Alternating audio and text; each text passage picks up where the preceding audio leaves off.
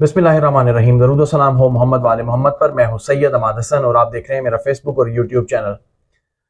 नाजरीन, आज सिद्दीक भाई से उनका ओपिनियन जानेंगे। पिछले कुछ दिनों से एक बड़ी गिरफ्तारी के हवाले से कुछ चीज़ें चल रही हैं मीडिया पे, उसको बाकायदा तौर पे प्रोपोगेट किया जा रहा है। तो अभी सिद्दीक भाई से उनका ओपिनियन लेते हैं, उनके वीलॉग से उनका ओपिनियन लेते हैं कि वाकई में क्या ऐसी कोई बड़ी गिरफ्तारी होने जा रही है। सिद्दीक भाई ये बताएं कि सुहेल वड़ाइच ने जिक्र किया है कि बड़ी गिरफ्तारी होने वाली है पाकिस्तान के अंदर।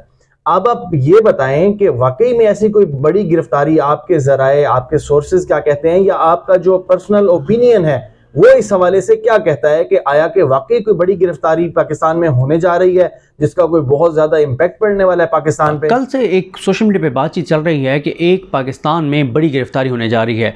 अच्छा, दो तरह की चीज़ें चल रही हैं। वैसे तो ये खबर मंसूब की गई है सुहेल वड़ाई साहब के साथ। मैंने कोशिश की है देखने की कि कोई पता चले कि सुहेल वड़ाई साहब ने ये बात कहाँ पर किया। मुझे तो खैर वो कोई ऐसा क्लिप नहीं मिला, मैं नहीं ढूंढ सका, क्योंकि मैं वर्डिंग देखना चाह रहा था कि सुहेल वड़ाई साहब की वर्डिंग क्या है, कि पाकिस्तान की सबसे बड़ी गिरफ्तारी होने जा रही है या पाकिस्तान में एक बड़ी गिरफ्तारी होने जा रही है। ये एक अलग अलग चीज़ें हैं, क्योंकि जब आप कहते हैं कि पाकिस्तान की सबसे बड़ी गिरफ्तारी तो उसका मतलब कुछ और है। अगर आप कहते हैं कि बड़ी गिरफ्तारी होने जा रही है तो इसका मतलब कुछ और है। क्योंकि देखें, बड़ी गिरफ्तारी ज़ाहिर है पाकिस्तान में इमरान खान साहब की गिरफ्तारी एक बड़ी गिरफ्तारी थी, और मैं समझता हूँ पाकिस्तान की सबसे बड़ी गिरफ्तारी थी, क्योंकि पाकिस्तान के सबसे पॉपुलर लीडर हैं, सबसे ज़्यादा लोग उनके साथ हैं, सबसे ज़्यादा आवाम उनके साथ हैं। और एक बहुत से लोग तो नहीं, खैर कुछ लोग ये सोच रहे थे कि इमरान खान को गिरफ्तार करेंगे, सारा फोकस इकॉनमी पे करेंगे और इकॉनमी को चार चांद लगा देंगे। मैं हैरान होता था ये बातें सुन के, कैसे ये हो सकता है कि आप इकॉनमी को चार चांद लगा देंगे जब पाकिस्तान का सबसे बड़ा लीडर, जब पाकिस्तान का सबसे पॉपुलर पॉलिटिकल लीडर जेल के अंदर होगा, तो कैसे आप पाकिस्तान को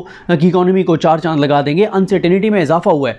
आप सिर्फ ये देख लें कि इमरान खान की गिरफ्तारी के बाद से अब तक डॉलर ओपन मार्केट में कोई 30 रुपये और इंटर बैंक में भी तकरीबन मेरा ख्याल है कोई 20 रुपये के करीब जो है वो इंटर बैंक में भी डॉलर बढ़ चुका है। ये बहुत बड़ा एक पाकिस्तान के लिए धचका है, क्योंकि देखें पाकिस्तान की तो सारी चीज़ें हम इंपोर्ट करते हैं, सबसे ज़्यादा तो हम ऑयल अपना इंपोर्ट करते हैं, और जब पेट्रोल और डीजल महंगे होते हैं तो हर चीज़ महंगी होती है, और जब पेट्रोल और डीजल और जो इंपोर्टेड फ्यूल महंगा होता है तो बिजली भी आपकी महंगी होती है, तो कोई चांस नहीं बनते और बन भी नहीं रहे। आप देख रहे हैं कि कोई बिजली के ऊपर रिलीफ नहीं दे पा रहे, और अभी भी अगर मौजूदा हालात को देखते हुए 31 अगस्त को पेट्रोल और डीजल की कीमतें ना भी बढ़ी तो 15 सितंबर को ये इकट्ठी बढ़ेंगी, ये वाली भी, यकम वाली भी, 15 वाली मिला के बढ़ेंगी 25-25, 30-30 रुपए, क्योंकि इंटरनेशनल मार्केट में ऑयल प्राइसेस वही हैं जो पहले थी, कोई बड़ा इजाफा नहीं हुआ। लेकिन मसला यह है कि हमारा रुपया डिवैल्यू हो गया है। अगर आप 15 अगस्त को देखें, 15 अगस्त को डॉलर जो है 14-15 अगस्त को कहाँ पे था, 14-15 अगस्त को डॉलर था तकरीबन कोई 288 रुपये पे, और आज कहाँ पे है, 303 रुपये पे। 12 और 3 15 रुपये फी डॉलर जो है वो इजाफा हुआ है। तो फिर ज़ाहिर है जब 15 रुपये फी डॉलर इजाफा हुआ है तो फिर जब इंटरनेशनल मार्केट में जो प्राइसेस हैं वही भी हों तो आपको तो महंगा मिलेगा, तो आप महंगा आगे बेचेंगे, तो चीज़ें बड़ी मुश्किल होती जा रही हैं। अगले 15-20 दिन बड़े इंपॉर्टेंट हैं, बहुत कुछ 15-20 दिन में हो सकता है। खैर, ये जो गिरफ्तारी की बातें हो रही हैं, अब बात यह कि किसकी गिरफ्तारी भाई। एक तो ज़ाहिर है ये भी है कि कल बुशरा बीबी साहिबा को बुलाया हुआ था तोशाखाना केस में, क्या उसकी तरफ इशारा था कि बुशरा बीबी साहिबा को भी गिरफ्तार कर लिया जाए। और अगर बुशरा बीबी को गिरफ्तार कर भी लेंगे तो इससे पहले जिस तरह की पाकिस्तान के अंदर सूरत हाल हो चुकी है, एक ज़ाहिर है इससे अनसर्टेनिटी में ज़रूर इजाफा होगा, एक और बुरा कदम होगा बुशरा बीबी साहिबा को गिरफ्तार करना। लेकिन ये कोई ऐसी अनएक्सपेक्टेड चीज़ नहीं होगी, गैर मुतवक्किल चीज़ नहीं होगी। इस वक्त आप कुछ भी तवक्को कर सकते हैं। फिर एक और बात पहले भी चलती रही, मुमकिन तौर पर मैं कह रहा हूँ ना कि किस गिरफ्तारी को आप बड़ी गिरफ्तारी कहेंगे। अब ये तो होने से रहा कि जिस तरह से अदलिया के पीछे लगे हुए हैं कि कोई हाजिर सर्विस जज गिरफ्तार हो जाए, ये कैसे होगा, बड़ा मुश्किल है कि एक आप हाजिर सर्विस जज को, क्योंकि इस वक्त देखें गिरफ्तार तो वही हो सकता है ना जिसके ऊपर गुस्सा है। किसके ऊपर गुस्सा था, इमरान खान के ऊपर गुस्सा था, गिरफ्तार हो गया। पीटीआई के लोगों के ऊपर गुस्सा था, गिरफ्तार हो गए। जो पीटीआई का झंडा उठाता है गिरफ्तार हो जाता है। कल भी आपने देखा अटक जेल के बाहर जो पीटीआई के झंडे लेके गए वो गिरफ्तार हो गए, जिन्होंने गुब्बारे उड़ाए पीटीआई के झंडों के साथ वो गिरफ्तार हो गए। तो गिरफ्तार तो वही होगा ना जिस पर गुस्सा है। फैज़ साहब पे बहुत गुस्सा था, लेकिन मुझे बहरहाल नहीं लगता कि फैज़ साहब गिरफ्तार होंगे, और अगर फैज़ साहब गिरफ्तार होंगे एज ए साबिक DGI SI, ये खैर बहुत बड़ी खबर होगी। और बड़ी गैर मुतवक्की होगी।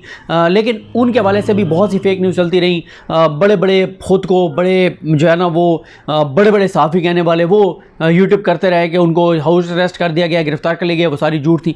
तो एक दोबारा उनका नाम चल रहा है। और फिर देखें जरदारी साहब के हवाले से भी एक चल रहा है, क्योंकि इस वक्त आपको पता है कि पीपल्स पार्टी के भी मामला ठीक नहीं है। और अगर देखें, अगर तो आपने पीपल्स पार्टी और नून लीग के किसी शख्स को, किसी फ़र्द को, किसी शख्सियत को, किसी लीडर को पकड़ना है एहतसाब के लिए, फिर तो ज़बरदस्त है। आपने लूटा हुआ पैसा रिकवर करना है, ज़बरदस्त है। आपने उन्होंने जो माल कमाया है वो वापस लेना है, ज़बरदस्त है। लेकिन अगर आपने इसलिए गिरफ़्तार करना है कि पीपल्स पार्टी ने 90 दिन में इलेक्शन का मुतालबा कर दिया, तो ये ठीक नहीं है। अगर इसलिए गुस्सा उतारना है कि ये कह रहे हैं कि जो 2 बिल जो सदर ने वापस भेजे थे वो कानून नहीं बने, तो ये गलत है। अगर मकसद एहतसाब है तो फिर बात यह है कि फिर एहतसाब तो होना चाहिए। ख़ास तौर पे पिछले 15-16 माह में जो तबाही और बर्बादी की इन्होंने, जो 15-16 माह में इन्होंने तबाही और बर्बादी की, मुल्क की बुनियादें हिला के रख दी। इन्होंने ऐसे नोचा पाकिस्तान को जैसे ऐसे तो कोई दुश्मन आके और किसी मुल्क के ऊपर कब्जा करता है तो वो इस तरह से नोचता है उसको, जैसे इन्होंने पाकिस्तान के साथ 15-16 माह में किया है। और इनको खुली छूट थी। और फिर हमने खैर देखी कुछ चीज़ें कि जैसे ही ये गए तो उसके बाद कुछ चीज़ें शुरू हुई, जो इनके कुछ मंसूबे, कुछ चीज़ें थी, उनके ऊपर कार्रवाइयाँ शुरू हुई। तो अगर तो एहतसाब के लिए आपने गिरफ्तार करना है, फिर आइडियल है जरदारी साहब की गिरफ्तारी। उसकी रीज़न ये है कि फेक अकाउंट्स केस में सुप्रीम कोर्ट ने 40 रेफरेंसेस दायर करने का कहा था, और अगर वो रेफरेंस चलते तो 2+2 4 की तरह डिस्क्वालिफिकेशन भी थी, उम्र कैद भी थी, सब कुछ था, क्योंकि सरकारी ठेकों के जो दिए गए उसके सारे सबूत मौजूद थे। बैंकिंग चैनल से ट्रांजैक्शंस मौजूद थी। सिस्टम जिसको कहते हैं सिंध में कि कैसे आप सरकारी ठेके देंगे, वो किकबैक्स लेंगे, होते होते होते थे बिल आखिर वो बेनिफिशरी जरदारी साहब और उनकी फैमिली थी। सदके के बकरे तक उन पैसों से आ रहे थे। तो अगर जरदारी साहब, बिल्कुल शहबाज शरीफ साहब, क्या वो गिरफ्तार हो सकते हैं? उनका खैर नहीं है। मैं बड़ी गिरफ्तारियों की बात कर रहा हूँ ना, उन पे क्या गुस्सा होना है? उनके ऊपर तो अपने भाई गुस्से वो है नवाज शरीफ, बाकी तो उन पर कोई गुस्सा नहीं है। उन्होंने तो आखिरी तकरीर तक जो ताबेदारी की वो पाकिस्तान में और कोई नहीं कर सकता। गो कि मरियम नवाज साहब ये कहती हैं कि वो आसान रास्ता हमें पता है और अब हम उस पर चल रहे हैं, और वो कहती हैं कि हमें मौका दें। जैसे एक मजहबी शख्सियत ने अमरीकियों को कहा था कि मेरी दाढ़ी ना देखें, मुझे मौका दें, फिर देखें मैं कैसे चलता हूँ, तो इसलिए आप मेहरबानी करें। तो मरियम नवाज साहबा की भी गिरफ्तारी हो सकती है किसी केस में, बिल्कुल हो सकती है। क्योंकि आजकल जो कुछ बंद कमरों में जो कुछ कह रही हैं मरियम नवाज साहबा, और इस तरह की इनकी जो नून लीग में जो नवाज शरीफ कैंप के लोग जिस तरह की इदारों के बारे में गुफ्तगू कर रहे हैं, वो डेफिनेटली रिपोर्ट हो रही है इदारों को कि किस तरह की गुफ्तगू कर रहे हैं। तो मरियम नवाज साहबा मास्टर माइंड है उस चीज़ की, और इसलिए मरियम नवाज साहबा आपको खामोश नज़र आती हैं बहुत सी चीज़ों में। वो आपको 12 जून को आखिर उन्होंने पोलिटिकल एक्टिविटी की थी, उसके बाद वो ओपन को पोलिटिकल एक्टिविटी उन्होंने नहीं की, क्योंकि उनको अंदाज़ा है कि उनके साथ हाथ हो गया। निगरान वज़ीर-ए-आज़म से लेके, निगरान काबीना से लेके, और जो कुछ हो रहा है उसमें वो बड़े इरेलीवेंट भी होते जा रहे हैं। और फिर नवाज शरीफ भी ज़ाहिर है वापस नहीं आए, चीज़ें ख़राब हैं। तो मरियम नवाज साहिबा भी हो सकती हैं जिस तरह की आजकल वो गुफ्तगू कर रही हैं, गो कि वो हैं लाडली हैं सिस्टम की, वो निज़ाम की लाडली हैं, लेकिन वो भी हो सकती हैं। इसहाक डार साहब तो वैसे ही पाकिस्तान में नहीं हैं, वापसी पर उनका हो सकता है, क्योंकि वो भी आजकल बहुत ज़्यादा गुफ्तगू कर रहे हैं। जहाँ जहाँ वो जा रहे हैं वहाँ वो गुफ्तगू कर रहे हैं। नवाज शरीफ तो बाकी जो है वो नवाज शरीफ साहब जो हैं वो तो जो है वापस आएंगे तो उन्होंने तो गिरफ़्तार होना ही होना है, गिरफ़्तार एक बार तो होना है। तो ये सारे मामला हैं। बाकी सदर पाकिस्तान के वाले से भी कुछ चीज़ें कही गई हैं कि जैसे उनका मेरा ख्याल है कोई 8 सितंबर शायद उनकी लास्ट डेट है, जैसे ही वो सितंबर में उनका टाइम पूरा होगा तो फिर उनको हटा के और सादिक संजरानी साहब को जो है वो कायम काम सदर पाकिस्तान बनाने का भी एक प्लान ज़ेर गौर है। उनके ख़िलाफ़ भी कुछ चीज़ें हैं, लेकिन ज़ाहिर है एज सदर उनको इस्तिस्ना हासिल है, और जब तक कोई नया सदर नहीं आ जाता उनको उधर से हटाया नहीं जा सकता। लेकिन पाकिस्तान में इससे पहले कई ऐसी गैर कानूनी चीज़ें हो गई हैं, एक और हो जाएगी। और पहले भी गैर कानूनी चीज़ों के ऊपर अदालतें बेबस थी, यहाँ पर भी अदालतें बेबस होंगी। क्या कर लेंगी अदालतें, क्योंकि इस वक्त सदर जो है वो बहुत टफ टाइम दे रहे हैं। इससे पहले आपने देखा था GB के जो CM थे उनको भी एक मौके पे नज़र बंद एक तरह से कर दिया गया था, और लेकिन फिर बाद में जब बहुत ज़्यादा शोर मचा तो वो ख़त्म किया गया था नज़रबंदी ये। लेकिन ये अलग बात है कि उसके बाद वो जो हैं वहाँ से GB से वो डिस्क्वालीफाई हो गए थे।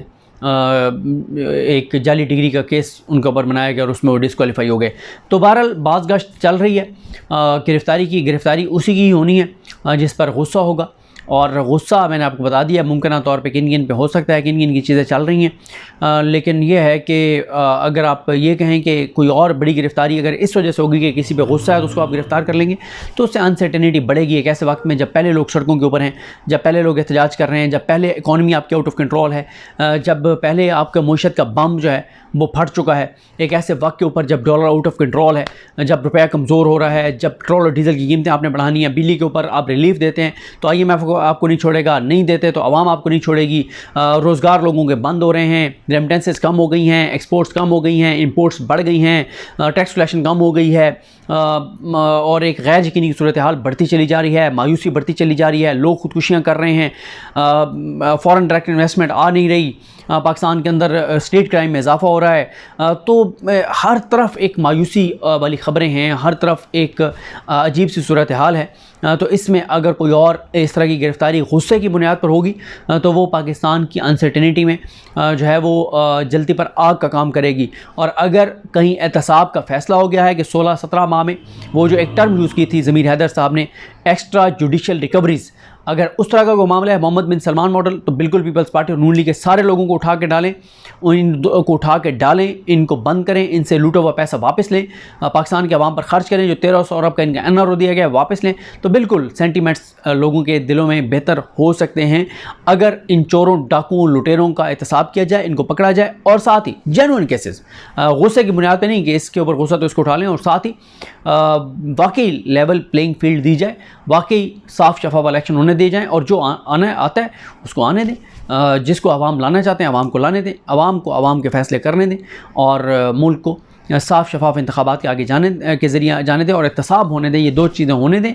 और ये जो झूठे केसेस हैं, मनगढ़ंत केसेस हैं, जो जुल्म जबर है, ये सारा ख़त्म कर दें, तो ज़ाहिर है पाकिस्तान के अंदर लोगों के जज्बात पॉजिटिव हो सकते हैं, किए जा सकते हैं।